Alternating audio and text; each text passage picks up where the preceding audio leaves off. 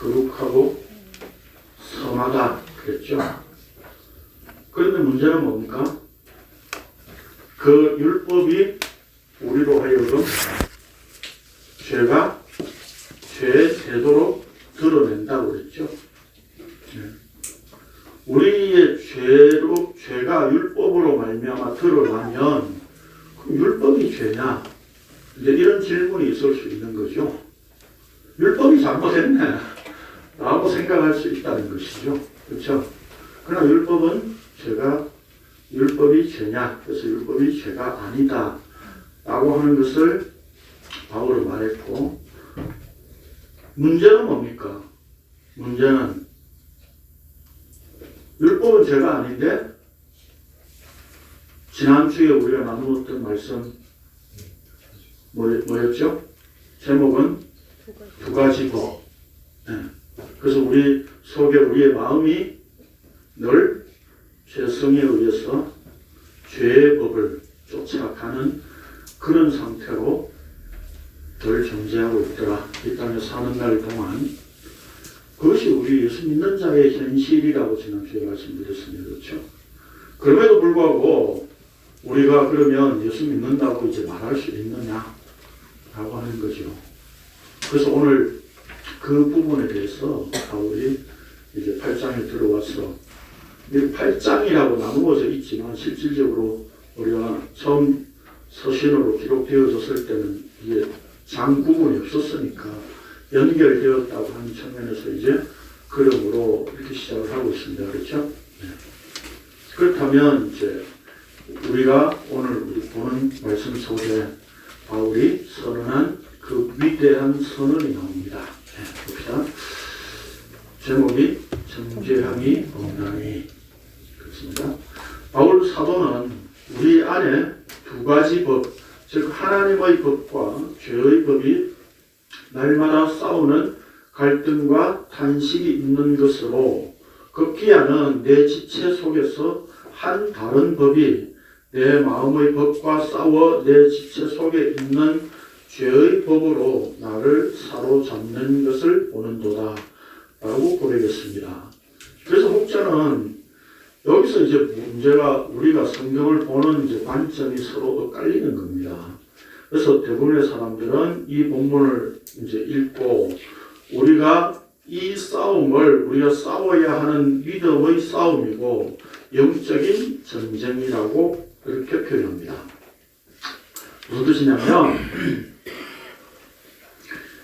우리가 지금 로마서를 봐가면서 6장 그 다음에 6장에서 말씀하고 있는 내용과 그 다음에 8장에서 내용하고 있는 내용은 동일하다는 겁니다. 6장에서도 죄에서 이제 우리 해방되었다 선언했고, 8장 1절에서도 죄에서 해방되었다 라고 선언하고 있습니다. 그렇죠?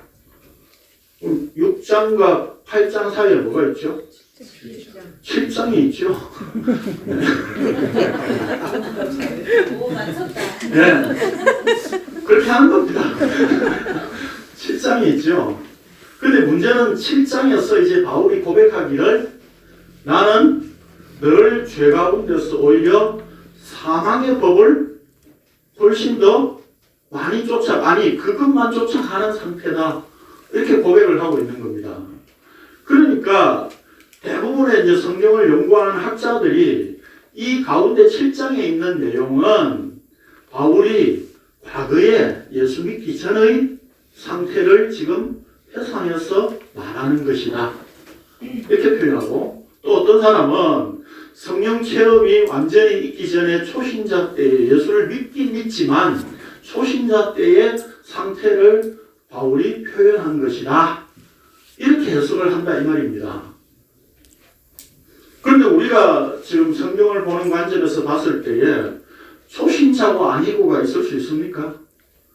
예수 믿었는데 구원을 못 받는다 이런 일이 있을 수 있느냐 이 말이에요. 그 예수 믿는다라고 하는 것으로 구원을 못 받는다라고 한다면 그건 자기 믿음이죠. 그렇죠.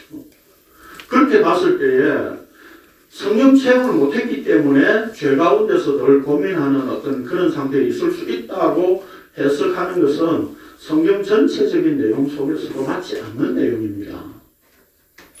그렇다면 과거의 바울이 과거의 경험을 회상한 것이다 라고 해석을 하는 사람들이 있다고 했는데 그 해석이 왜 맞지 않다고 했죠? 왜 맞지 않다고 했죠? 예, 너무 오래전에 했죠? 예.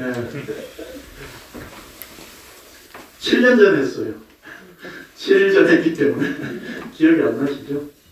7장의 후반부가 전부 헬라어 성경에서는 언어 자체에서는 현재형으로 쓰여져 있다 라고 했습니다. 그렇기 때문에 현재 상황을 이야기한 것이지 과거의 상황을 회상해서 과거에 이랬었어 내가 사망의 법을 쫓아갔었어 이런 이야기가 아니다 이 말입니다. 지금 현재 바울의 상황을 이야기를 한 겁니다.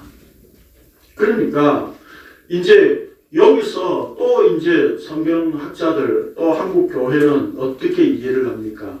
이제 우리가 늘 죄를 짓는 상태에 있기 때문에 방금 여기 제가 교환에서 표현한 것처럼 이제 우리는 하나님의 법을 쫓느냐 죄의 법을 쫓느냐 이 둘 가운데서 영적인 싸움을 늘 하고 있다고 이야기합니다. 그래서 우리가 기존 교회 다니면 이렇게 뭐 교인들끼리 헤어지면 뭐라고 합니까? 승리하세요. 그러지만 그래서 늘 영적인 싸움에서 이겨야 된다고 생각을 하는 거예요. 그래서 우리가 하나님을 기쁘시게 하기 위해서 뭘 할 것이냐라고 하는 것에 늘 초점이 맞춰져 있죠. 그래서 여기에 등장하는 개념이 바로 점진적인 성화입니다. 그래서 점차적으로 더 거룩해져 가야 된다. 이렇게 이야기를 하는 것이죠. 그냥 맞지 않는 성경 해석일 수밖에 없는 것입니다. 왜 그렇습니까? 바울은 여기서 점차적으로 우리가 점진적으로 거룩해져 가야 된다라고 하는 그런 의미로 전혀 이야기를 하고 있지 않다라고 하는 겁니다. 자, 봅시다. 그러나 이것은 우리가 싸워야 할 싸움이 결코 아닙니다. 아니 우리가 싸우는 싸움이라면 백전백패하고 말 것입니다. 갈등과 탄식만으로 끝나는 문제라면 바울에게나 우리에게나 전혀 희망이 없습니다. 근데 바울이 뭐라고 선언합니까? 오라 나는 곤고한 비참한 사람이로다. 이 사망의 몸에서 누가 나를 건져내랴 라고 하면서 여기서 중요한 것을 밝혀줍니다. 우리가 비록 육신으로는 죄의 법을 섬기지만 마음으로는 하나님의 법을 섬기는 것에 대해 우리가 무엇을 어떻게 해야 하느냐는 문제로 제시하는 것이 아니라 우리 주 예수 그리스도로 말미암아 하나님께 감사하리로다 라고 선언합니다. 갈등과 탄식이 나올 수밖에 없는 그 사실로 인해 오히려 감사한다고 했습니다. 그렇다면 바울이 자기 안에 하나님의 법과 죄의 법이 서로 싸우는 갈등과 탄식이 있지만 그리스도로 인해서 감사한다고 선언한 이유가 어디에 있습니까? 오늘 우리가 읽은 본문에서 1, 2절에 이렇게 말씀하고 있죠. 그러므로 이제 그리스도 예수 안에 있는 자에게는 결코 정죄함이 없나니 이는 그리스도 예수 안에 있는 생명의 성령의 법이 죄와 사망의 법에서 너를 해방하였습니다 라고 선언합니다. 예수 그리스도 안에 있는 생명의 성령의 법이 죄와 사망의 법에서 해방시키셨기 때문입니다. 다시 말해서 바울이든 오늘 우리든 죄의 법에 굴복할 수밖에 없지만 예수 그리스도께서 이미 십자가에서 온전히 승리하신 그것을 성령을 통해 은혜로 베푸셨기 때문이라는 것입니다. 여기서 생명의 성령의 법, 우리 개정성경에 이렇게 번역했죠. 근데 다른 데서는 어떻게 번역했죠? 세번역이나 공동번역에서는 생명을 누리는 성령의 법 이렇게 했죠. 네. 그런 식으로 뒤에 죄와 사망의 법도 이제 제대로 이해된 말씀으로 번역하려면 죄의 권세의 메인 사망의 법 이렇게 이해하는 것이 맞겠죠. 네. 이는 7장 25절에서 하나님의 법과 죄의 법을 대조한 것과 같은 말입니다. 생명의 법이나 하나님의 법이란 예수 그리스도께서 십자가에서 율법을 완성하신 그 하나님의 뜻을 성령께서 행하고자 하시는 본성을 의미하고, 죄와 사망의 법이나 죄의 법이란 율법을 따라서 사망으로 나아가는 죄의 본성을 나타내고 있는 것입니다. 그래서 무슨 따로 어떤 법이 있다는 말이 아니라 바로 그 성령께서 행하고자 하시는 본성을 의미하고, 또 죄의 법, 사망의 법이라는 것은 죄의 본성을 나타내고 있는 겁니다. 그런데 이제 하나님께서 예수 그리스도 안으로 부르신 자기 백성들에게는 십자가로 이루신 주님의 구속행위 때문에 성령으로 말미암아 더 이상 율법으로 정죄하지 않는다는 것입니다. 예수 그리스도 안에는 죄가 행사할 수 없는 것입니다. 예수 그리스도 안에서는 율법에 대하여 해방되었기 때문입니다. 예수 그리스도 안에 있는 생명의 성령의 법이 죄와 사망의 법에서 우리를 해방하였습니다. 성령의 법은 생명의 법입니다. 다시 말해서 하나님의 자기 백성을 그래서 살리는 법입니다. 그러나 율법은 죄와 사망의 법이 되어 있습니다. 율법 자체는 거룩하고 의로우며 선하지만 육신 때문에 생명의 해방을 주지 못하고 죄를 정죄하고 죽이는 법이 된 것입니다. 그런데 성령의 법이 율법에 정죄받고 죽게 되어 있는 하나님의 언약 백성들을 해방시켜버렸습니다. 즉 율법의 정죄하고 죽이는 힘을 무력화시켜버린 것입니다. 그러므로 성도는 죄와 사망의 법을 두려워하지 않게 되었습니다. 이는 순전히 성령께서 하나님의 뜻을 쫓아 행하신 결과이지 내가 해방의 주체가 아닙니다. 성령께서 우리로 하여금 죄와 사망의 법에서 벗어나게 하셨으므로 율법이 정죄하고 죽이는 위협에서 걱정할 필요가 없게 된 것입니다. 율법에 비추어 이것도 죄고 저것도 죄라고 고발하고 있지만 율법이 성령으로 말미암아 예수 그리스도 안에 끌려 들어온 자들에게는 죄를 정할 수 없는 상태가 되었다는 것입니다. 죄라고 말할 수 없는 영역이 있는데 바로 그리스도 예수 안이라는 것입니다.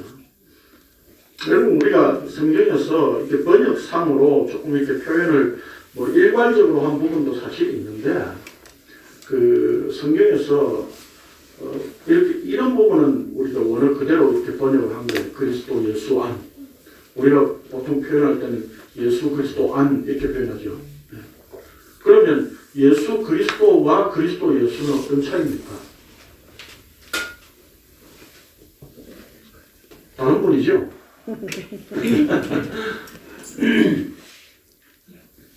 김영대 목사라고 하는 거하고 목사 김영대하고 어떤 느낌이 있어요? 목사라는 직책이 더 강조되어지는 것 같은 느낌이죠. 그렇죠?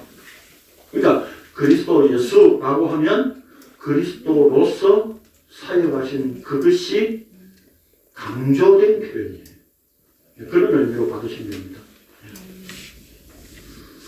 죄와 사망의 법에서 해방되었다는 말은 사망과 관계없이 산다는 말이고 그것이 곧 생명이라는 말입니다. 이제 3절에서 율법이 육신으로 말미암아 연약하여 할 수 없는 그것을 하나님은 하시나니 곧 죄로 말미암아 자기 아들을 죄 있는 육신의 모양으로 보내어 육신의 죄를 정하사라고 선언합니다.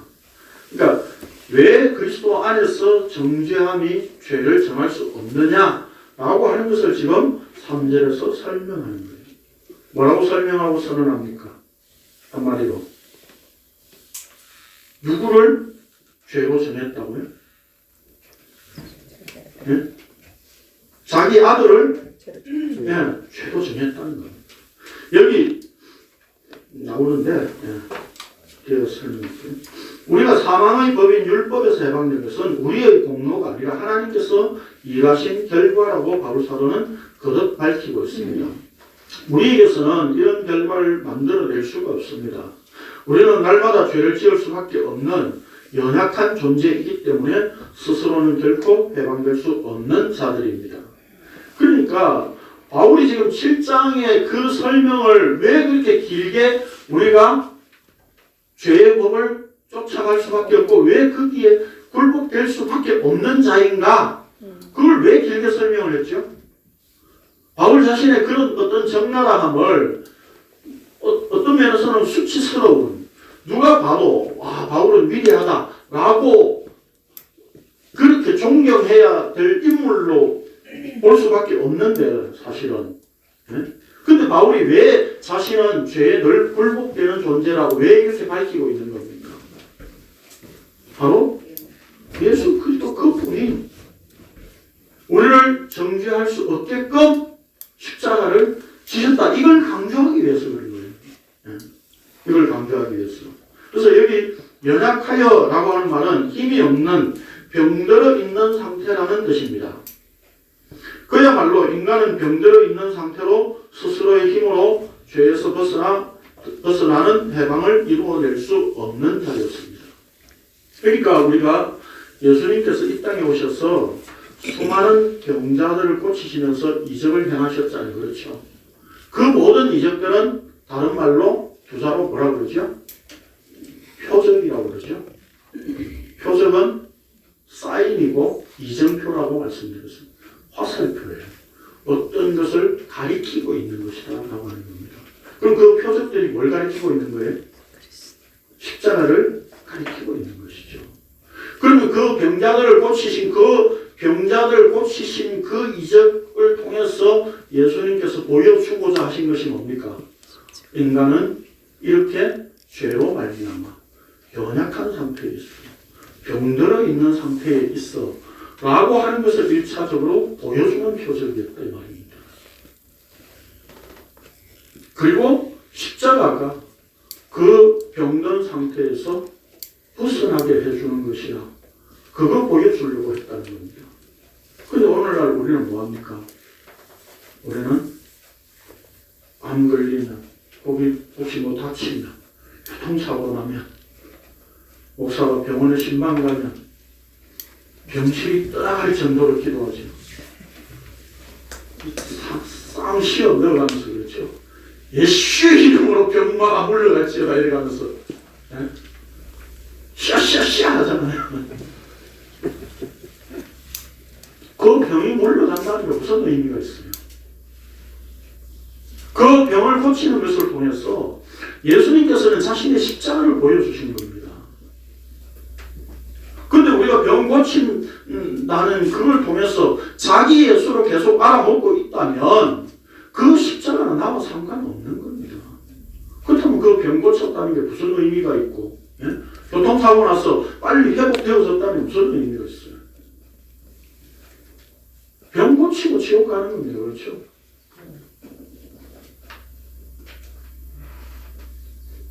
그럼 뭐 지옥 안 갈 수도 있지 생각을 왜 사시겠죠? 뭐 생각은 자유입니다.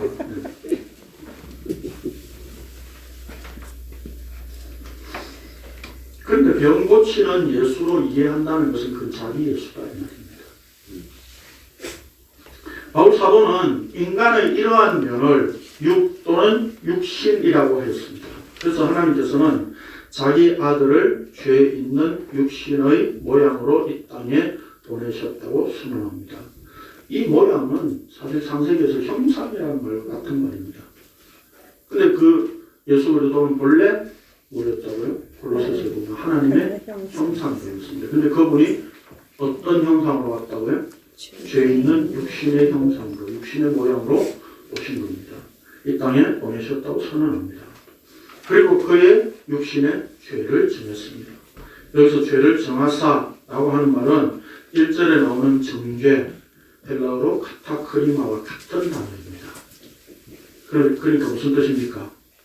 그리스도 안에 있는 자들을 정죄하지 않기 위하여서 하나님께서 그의 아들을 정죄하셨다는 뜻입니다.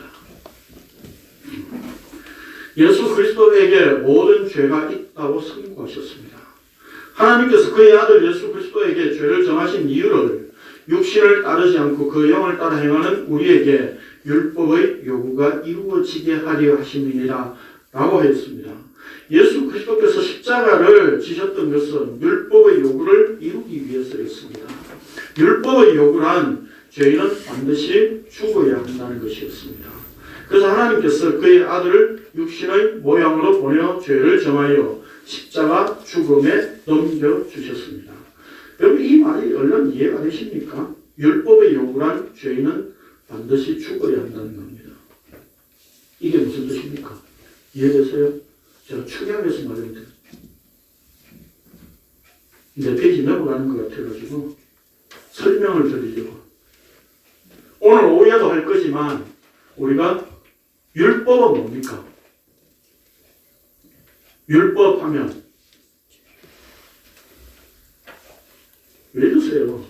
아마추어 같이 율법 하면 언약의 말씀입니다.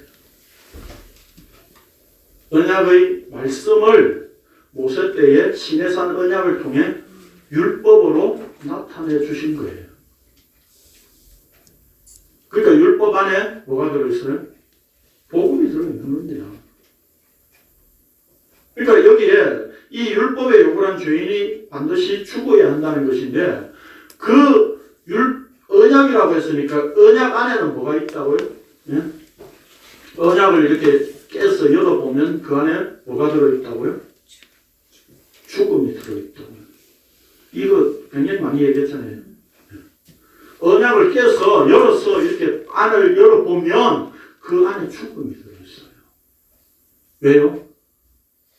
언약이라고 하는 것은 상대와 계약을 맺는 거잖아요. 그렇죠? 근데 한쪽 편에서 계약을 깨면 어떻게 된다고요? 죽을 것이다. 그래서 고대 계약의 방식이 동물을 쪼개놓고 아브라함 그 창세기 15장에 나오는 내용이죠. 동물을 쪼개놓고 계약을 맺잖아요. 그렇죠? 계약을 맺는데 동물 반씩 쪼개놓고 그 사이를 계약 당사자들이 지나가는 겁니다. 누구든지 계약을 어기면 이 꼬라지 될 것이다 라고 하는 것을 서로 상징적으로 그걸 확인하는 겁니다. 그런데 아브라함 언약 속에 누가 지나갔다고요? 아브라함이 지나간 것이 아니라 하나님만 지나가셨어요. 무슨 얘기냐면 너희들이 언약 어기면 내가 책임진다. 누구 죽음으로? 하나님 자신의 죽음으로. 그게 언약 속에 담겨 있는 내용이에요. 그러니까 그걸 율법으로 언약의 말씀을 시내산 언약으로 주셨던 것이죠. 그렇죠? 그러니까 그 율법 안에 쪼개면 뭐가 들어있어요? 바로 제사를 통해서 드려지는 그 희생 제사의 제물이 들어있는 거예요. 그러니까 율법의 요구는 한마디로 뭐라고요? 죄인이 반드시 죽어야 한다는 거예요. 그게 언약의 말씀 안에 들어있는 내용이에요. 자, 그래서 바울 사도는 이미 이 사실을 이렇게 선언했었습니다. 앞에서도요. 시작. 또 이 선물은 범죄한 한 사람으로 말미암은 것과 같지 아니하니 심판은 한 사람으로 말미암아 정죄에 이르렀으나 은사는 많은 범죄로 말미암아 의롭다 하심에 이르니라. 한 사람의 범죄로 말미암아 사망이 그 한 사람을 통하여 왕노릇 하였은즉 더욱 은혜와 의의 선물을 넘치게 하는 자들은 한 분 예수 그리스도를 통하여 투명 안에서 왕노릇 하리로다. 네, 이것이 예전에 저도 뭐 대표 원리라고 이렇게 봤었는데 대표 원리가 아니라고 그랬죠. 네. 한 사람이 뭐 이렇게 주자로 막 이렇게 뛰고 대표로 뛰고 우리가 거기에 박수 치고 그래 제가 이겼으니까 우리도 이긴 거야. 그런 개념으로 우리가 설명한다는 것은 좀 약화된 표현이라고 저는 생각이 되었습니다. 예수 그리스도 그분이 대표로 죽으셨고 우리는 이제 안 죽어도 돼. 그런 이야기가 아니다 이 말입니다. 오늘 대표 원리 속에는 그런 내용이 사실 포함되어 있어요. 그래서 저는 대표 원리로 보는 게 아니라 예수 그리스도 그분이 십자가에 죽으실 때에 이미 우리를 끌고 들어가서 죽으신 사건이었다 이 말입니다. 그래서 대표로 누가 한 사람 이렇게 죽어가지고 나머지 사람이 다 혜택을 입는 그런 상태를 표현하는 말이 아니에요. 그러니까 이 한 사람은 뭡니까? 이 한 사람은 예수 그리스도 안에 있는 모든 사람을 포함하는 겁니다. 우리가 사람인 줄 아셨죠? 네? 사람은 한 사람 예수 그리스도밖에 없습니다. 그래서 최근에 제가 그 코로나 때문에 뭐 예배 자꾸 이야기하고 주일 성수 이야기하면서 코로나 때문에 우리 예배를 쉬어도 괜찮다 이렇게 주장하는 사람이 무슨 이야기였습니까? 안식일이 사람을 위해 있는 것이다. 그 구절 굉장히 많이 인용했어요. 그래서 주선 카페에 제가 올렸었잖아요. 사람을 위해 있는 것이다 라고 하는 그 사람이 자기 자신이라고 생각하는 거예요.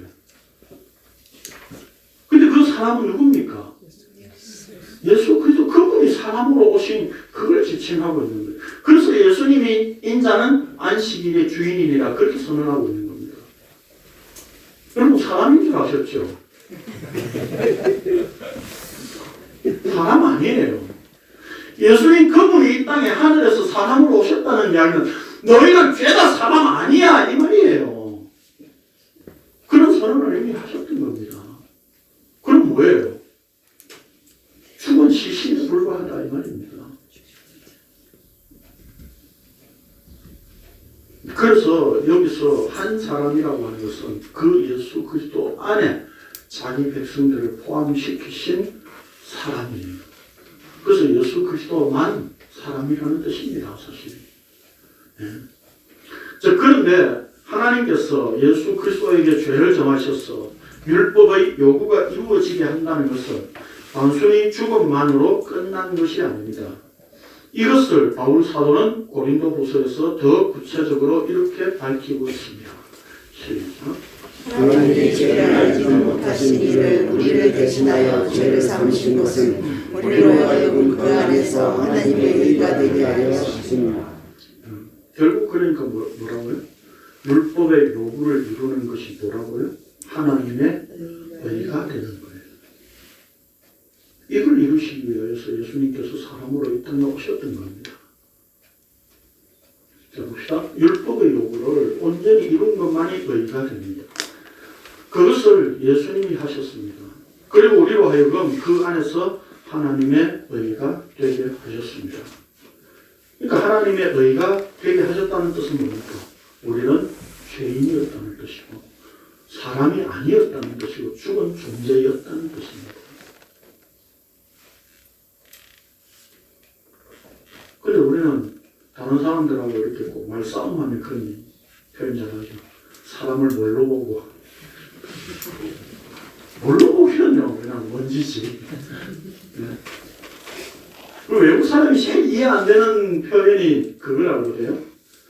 우리나라 사람들은 싸우면 우리나라 와서 이제 한국말을 배우고 이렇게 적응하게 되니까 한국 사람들이 싸우면 항상 나이를 묻는데 당신 몇이야?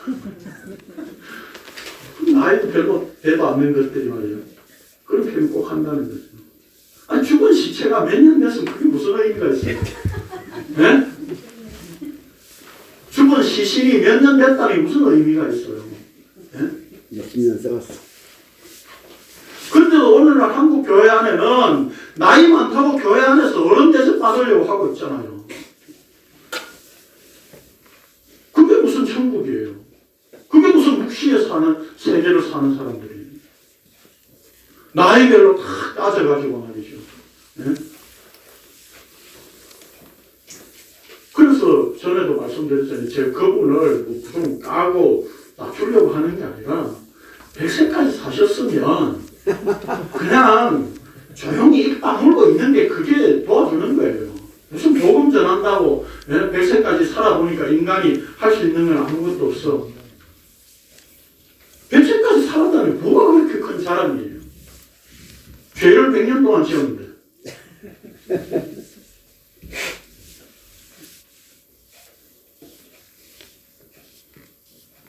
김땡석이라고 말 안 하겠습니다. 근데 그런 분들이 이야기하는 것이 뭐 굉장히 존경스러운 표현들이라고 막 무슨 어록이 돌아다니고 왜 그래야 되죠? 우리는 세상을 오래 살았다는 것 자체가 존경의 대상이 될 수는 없는 겁니다. 자, 그러니 우리에게 정죄할 수 있는 세력은 아무도 없습니다. 다시 말해서 예수님께서 율법의 요구를 다 이루셨다는 것은 그와 더불어 십자가에 죽은 자는 그와 함께 율법의 요구를 다 이룬 것입니다. 이것이 바로 그리스도 예수 안에 있음입니다. 이런 점에서 우리의 행위로 스스로 율법의 요구를 이루려고 한다는 것은 명백하게 예수 그리스도 밖의 상태입니다. 그러나 인간들은 어느 누구도 그렇게 생각하지 않습니다. 아니 우리가 예수님으로 말미암아 하나님의 의가 되었다고 생각하기는커녕 예수님이 하나님의 율법의 요구를 온전히 이루었다는 사실조차도 믿지 않으려고 합니다. 이사야 선지자는 메시아가 이 땅에서 받는 고난이 하나님을 모독한 자기 죄 때문에 받는 것이기에 아무도 그분을 귀하게 여기지 않았지만 하나님은 그에게 우리의 죄를 정하셨다고 예언으로 이미 밝혔었습니다. 시작. 그는 결실을 받아 사람에게 버림받았으며 간고를 많이 겪었으며 질고를 하는 자라 마치 사람들이 그에게서 얼굴을 가리는 것 같이 멸시를 당하였고 우리도 그를 귀히 여기지 아니하였도다. 그는 실로 우리의 질고를 지고 우리의 슬픔을 당하였거니 우리는 생각하기를 그는 징벌을 받아야 하나님께 맞으며 고난을 당하다 하였노라. 그가 찔림은 우리의 허물 때문이요 그가 상함은 우리의 죄악 때문이라. 그가 징계를 받음으로 우리는 평화를 누리고 그가 지책의 말씀으로 우리는 나음을 받았도다. 우리는 다 양 같아서 그를 행하여 각기 제길로 갔거늘 여호와께서는 우리 모두의 죄악을 그에게 담당시키셨도다. 예수님께서 이 땅에 오셔서 고난과 십자가 죽음을 당하실 때에 이사야 선지자가 예언하기를 성경에 보면 우리도 그를 귀히 여기지 아니하였도다 그랬습니다. 예전에 우리는 성경 읽을 때에 유대인들을 요구하면서 내가 그 당시에 있어서 예수님 영접했을 텐데 이따위 소리 하죠 우리는. 그러나 성경은 선언합니다. 아무도 그를 귀히 여기지 않는다고요. 그렇게 귀히 여기지 않았다고요. 우리가 언제 지금 이 순간에도 우리는 예수 그리스도를 귀하게 여기십니까? 우리에게 이 땅에는 지금 살면서도 더 귀한 것은 돈이죠.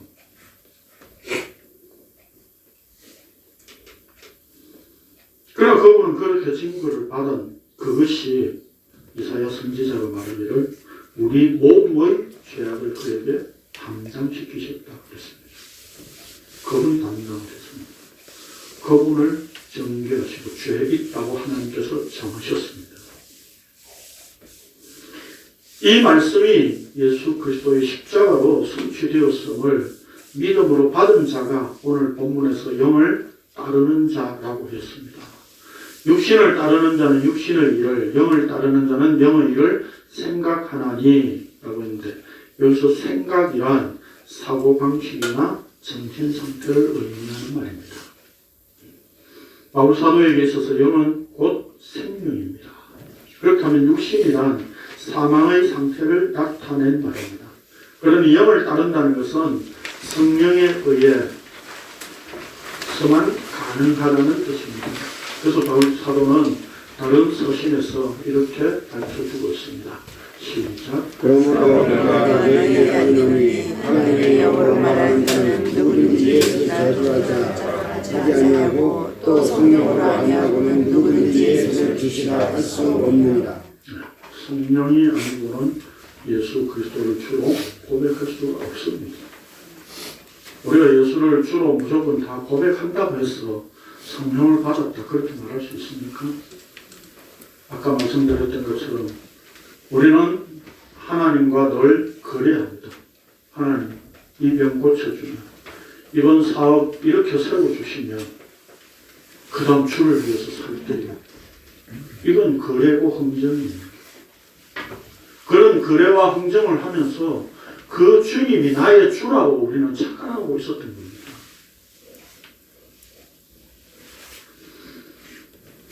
성령을 쫓아 사는 자는 주님의 몸된 교회요 성도로서 생명과 평안에 대하여 관심을 가진 자로 삽니다. 그래서 육신의 생각은 사망이요 영의 생각은 생명과 평안이니라 라고 했습니다. 내 목숨이 생명이 아니며 내 행복이 평안이 아니라 오직 십자가로 주어진 하늘의 생명이요 하늘의 평안입니다. 흔히 불교나 세상의 종교에서 말하듯이 선한 일과 악한 일을 초월하여 있는 것이 해방이 아니라 해탈, 죄와 사망의 법에서 해방된 상태가 곧 생명과 평안입니다. 그것이 바로 예수 그리스도 안에 있는 상태입니다.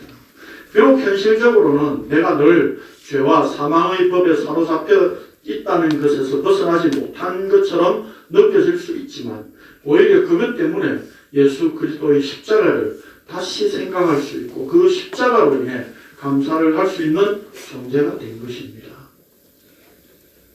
우리는 일생 동안 이 갈등과 탄식을 반복하면서 예수 그리스도와 하나됨을 확인하게 되는 것입니다. 흔히 지금 한국 교회들이 말하는 것처럼 우리가 성령의 도움을 입어 율법을 지켜서 율법의 요구를 이루는 것이라면 우리는 율법을 이루기까지 의롭게 되었다고 할 수도 없고 죄와 사망의 법인 율법에서 해방되었다고 할 수도 없을 것입니다. 그러니까 우리는 이것이 뭡니까? 율법을 우리가 면제받은 게 아니에요. 예수 그리스도 그분이 율법의 요구를 완성하셨기 때문에 우리도 그분과 십자가에 더불어 함께 죽어서 그 율법의 요구를 함께 완성한 것입니다. 그분 덕분에. 네. 그래서 지금 이렇게 이야기하는 사람들이 의외로 많습니다. 죽는 순간까지 성화를 이루어 가야 한다는 것입니다. 성화를 이루는 과정은 윤리 도덕적으로 바르게 사는 것이라고 말합니다. 승진 한번 내면 성화가 덜 됐네 그러잖아요. 그래서 네. 우리는 폭탄을 안고 살아가 아니 우리 자체가 폭탄이잖아요. 그렇죠? 네. 흔히 믿는 도끼에 뭐 말씀 지킨다니 내가 도끼라는 사실을 우리는 모르잖아요. 내가 다른 사람을 늘 짚고 다닌다는 걸 우리는 몰랐잖아요. 근데 성화를 이루어 간다는 것이 가능한 것입니까? 점진적으로. 성화를 그래서 이루는 과정을 윤리 도덕적으로 그냥 보고 가는 겁니다. 하나님의 말씀이 윤리나 도덕을 말하고 있다고 보기 때문에 그렇게 성화를 이루어 가는 것이야말로 성도가 일생 동안 살아가면서 이루는 구원이라고 생각합니다. 그래서 빌립보서 2장 12절을 들면서 항상 복종하여 두렵고 떨림으로 너희 구원을 이루라 라고 말씀하고 있기 때문에 우리가 이루어 가야 할 부분이 있고 그것을 오늘날 우리에게 사명으로 주셨다고 말합니다. 그래서 우리 전부 다 한국 교인들은 뭡니까? 전부 사명대사예요. 그러나 그 다음 13절은 빌립보서 2장 13절요. 이렇게 말씀하고 있습니다. 너희 안에서 행하시는 이는 하나님이시니 자기의 기쁘신 뜻을 위하여 너희에게 소원을 두고 행하게 하시나니. 여기 누구의 소원입니까? 하나님의 소원이에요. 내 소원이 아니라. 주님께서 십자가에서 할 것은 다 했으니까 이제 남은 것은 우리들어 구원을 이루어 가야 한다고 주님께서 요구하시거나 명령하신 것이 아니라 우리 안에서 행하시는 분은 하나님이시라고 선언합니다. 그 하나님께서 자신의 기쁘신 뜻대로 우리를 이끌어 가십니다.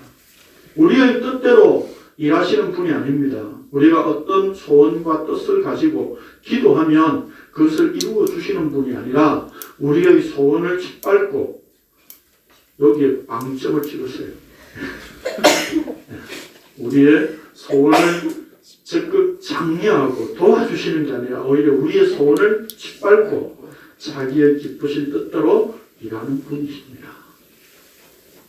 그분이 자기의 기쁘신 뜻을 따라 뭐라고 선언하십니까? 같이 읽읍시다. 1, 2절 시작. 이제 그리스도 예수 안에 있는 자에게는 결코 정죄함이 없나니 이는 그리스도 예수 안에 있는 생명의 성령의 법이 세상의 것에서 너를 해방하였습니다. 네, 그분이 정죄함이 없다라고 선언하고 있습니다. 우리는 또 이 말씀 들으면 어떻게 생각합니까? 그러면 이제 죄 마음껏 지어도 이제 죄가 안 되네요. 우리 또 그렇게 생각하죠.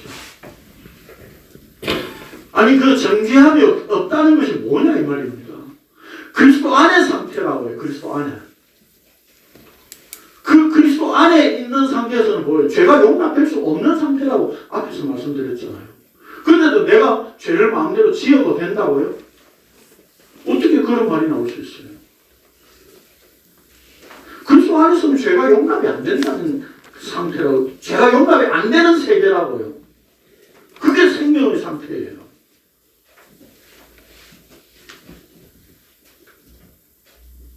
지금 내가 우리 속에서 어쩔 수 없이 죄가 나오는 것들을 자제해야 된다 그런 이야기를 하고 있는 게 아니에요. 지금 자제해서 뭐 하시려고요? 자제하면 할수록 이 폭탄은 안에 쌓이게 되겠습니다. 그렇죠? 그래서 언젠가는 터지죠. 배우자를, 상대를 향해서, 자식들을 향해서 언젠가는 터집니다. 그렇잖아요. 그렇기 때문에 우리가 죄를 안 짓는다는 말이 아니라 그것을 더 이상 하나님께서는 죄라고 인정하시지 않겠다는 겁니다.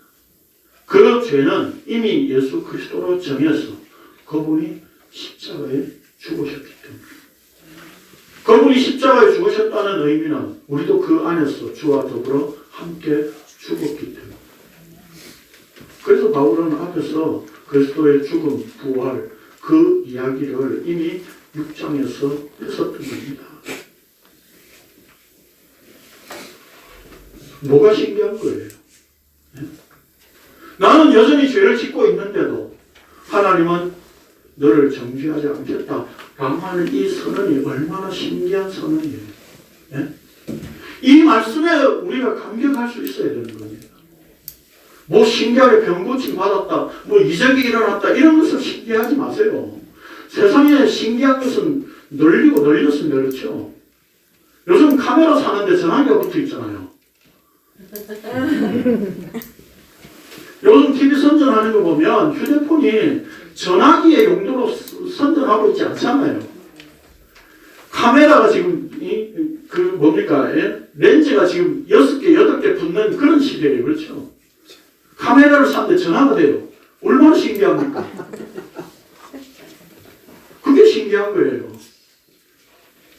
근데 하나님께서 내가 너의 죄를 정하지 않겠다 라고 선언하신 이 말이 신기하게 들려집니까? 그게 신기하게 들려져야만 주님의 몸된 교회요 성도입니다.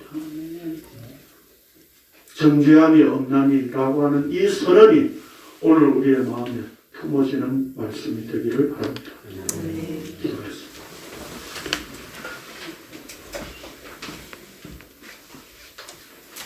그러하신 주님 감사를 드립니다. 우리 속에는 여전히 죄의 법을 쫓아가고 있지만, 거기에 늘 굴복되고 있지만,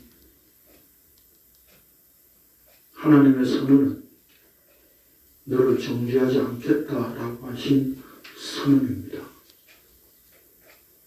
그것이 어떻게 가능한지 오늘 우리가 말씀으로 확인해 보니 예수 그리스도 그분이 십자가에서 율법의 요구를 완성하셨고 그 완성 안에 우리를 함께 포함시키신, 우리와 함께 죽으신 그 십자가 때문임을 오늘도 확인하게 하심을 감사를 드립니다.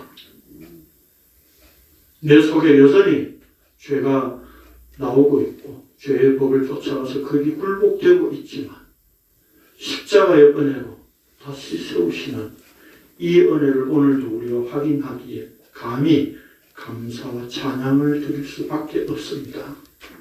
우리의 삶이 바로 이렇게 정죄함이 없다고 선언하신 그 말씀이 우리의 마음에 깊이 새겨진 자로 살아갈 수 있도록 저희들을 붙드시고 주의 십자가의 길로 인도하여 주옵소서.